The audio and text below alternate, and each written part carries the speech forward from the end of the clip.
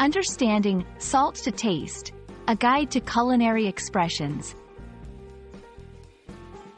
Hello, and welcome to our channel. Today, we're diving into the flavorful world of culinary phrases. Salt to taste is a common expression you'll find in recipes, and we're here to break down what it means and how to use it to enhance your cooking skills. So, let's get started. When a recipe instructs you to salt to taste, it's guiding you to season your dish with the amount of salt that suits your personal preference. Unlike exact measurements, this phrase puts you in the chef's shoes, allowing you to decide how much salt makes the dish perfect for you and your guests. Seasoning your food is an art.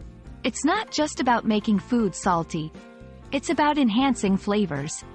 Salt has the magical ability to make other ingredients taste more like themselves. But remember, it's all about balance. Too little, and your dish may taste flat. Too much, and it becomes inedible. Here are some tips on how to salt to taste effectively. Start with a small amount of salt, mix or cook it in, and then taste your dish. Remember that you can always add more salt, but you can't take it away. Consider the type of salt you're using. Some salts are saltier than others.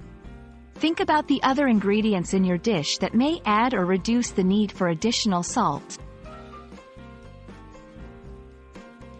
A common mistake is oversalting. To avoid this, don't salt all at once. Add in increments. Keep in mind that some ingredients, like cheeses and cured meats, already contain salt. Taste as you cook, especially when reducing sauces, as flavors can become more concentrated. Salt to taste is more than a vague suggestion. It's an invitation to engage with your food. Trust your palate, and don't be afraid to experiment. We hope this guide helps you become more confident in the kitchen. Happy cooking, and see you in the next video.